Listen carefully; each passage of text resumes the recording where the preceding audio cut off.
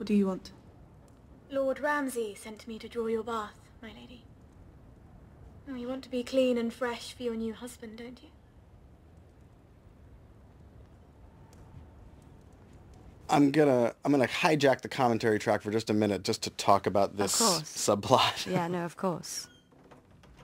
You know, just forgive me. I'll try to get my little speech out of the way and then we can, but I think it's important to talk about because of the response that this storyline in this particular episode got.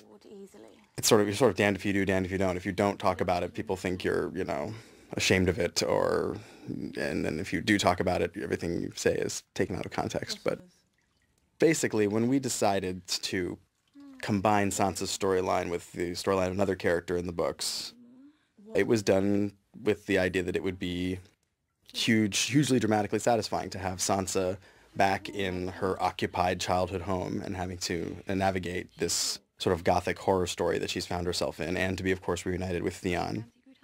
And set her on her path to sort of reclaiming her family home and becoming a major player in the big overall story. And that said, when we decided that we were going to do that, we were faced with the question that, you know, if she's marrying Ramsay, what happens on the wedding night? And we made the decision not to shy away from it, from what realistically would happen on that wedding night with these two characters and the reality of the situation, the reality of this particular world. And was not an easy decision to make. It was a very difficult scene for me to write. I've known Sophie since she was a kid, and I love her. I love Sansa. What was your name again? And every effort was made to do the scene as respectfully as possible. And how long have you loved? You could, of course, argue with the adaptation choice. There's a larger argument about sexual assault being used in entertainment at all. I'm not going to wade into that argument here. I will say, though, that the accusation that our motives were, oh, well, they just threw in a rape for shock value, I personally don't think the scene as shot and as written and as acted by our wonderful actors supports that argument, nor do I think the aftermath of the scene supports that argument, not only in these episodes, but also in future episodes. The main thing I would say is that this story is not over. This is a long, ongoing story. Sansa has a journey ahead of her, and what happens to her in that room is a huge part of that journey, and one that we've thought through. So I guess, of course, it's an upsetting scene. It's a horrifying scene. It's meant to be. I guess where I took issue with some of the criticism was the idea that the people criticizing were in our heads as to our motives, and our motives were about telling a powerful story, and I don't know. I guess that's all I really have to say about it right now. But No, good for you. No, I think that it was important for you to have your say honestly and openly, and not just through headlines and Twitter and things like that. So. Well, yeah, and I think, you know, look, I said this on Twitter, and of course the comment was taken out of context and spun to call me a victim blamer. But anyway, my comment was that she's brave, that this is an incredibly brave thing that she's doing. And, you know, you said something, Maisie, in an interview that I thought was so smart. You said something to the effect of, and I'm going to paraphrase you, if Arya had gone through what Sansa went through, she'd be dead. If Sansa went through what Arya went through, she'd be dead. Yeah. They're different people. Definitely. Yeah. They're what makes them like their own personal character is what is actually keeping them alive. And it's all very well to be like, oh, like, you know, Arya, she just like screams all the time. Sansa just like cries all the time. Like, it's so degrading for people to just like comment that way. And actually they are suiting the absolute best to the scenarios that they've been put in, and they just wouldn't stand a chance in each other's lives and worlds. Yeah, Sansa is a survivor. And Sansa is surviving. That's what she's doing. She's surviving in the only way that she can as a woman in the position that she's in this society. And yes, it would have been hugely satisfying for her to have a shiv up her sleeve and to gut Ramsay, but that's not Sansa. Right. We can't all be Arya. In fact, most people aren't Arya.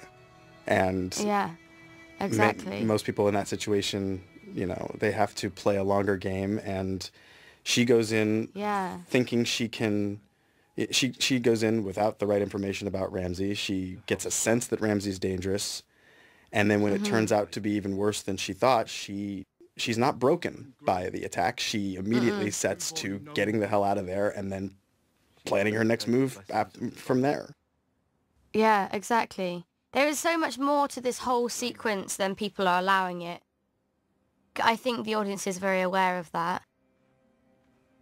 Yeah, I think so too. And I got a lot of wonderful People are feedback from always going to them. want to be unhappy about something. Well, you know, I Unfortunately. don't want to dismiss people being unhappy about it. I think, you know, you react the way you react to something, and this is a horrifying thing. But I think it was more the attack on our motives behind it that upset me, because Definitely. I love these characters. I mean, I've spent the better part of the last decade with these characters, and I love these actors. I love, I'm getting emotional talking about it. I love Sophie. I love Alfie. I love you, and it's very personal. It's very personal to me, and it's not an easy thing to put a character that I love through a scene like this. No. And you know, I think I'm not saying, oh, poor me, but you know, it seemed to us that this was what had to happen at this stage in the story for her. And I mean, and look at her. She's just so incredible in this. She's just absolutely incredible in this scene when she says, "I take this man." I mean, that's the bravest thing she can do. Mm-hmm.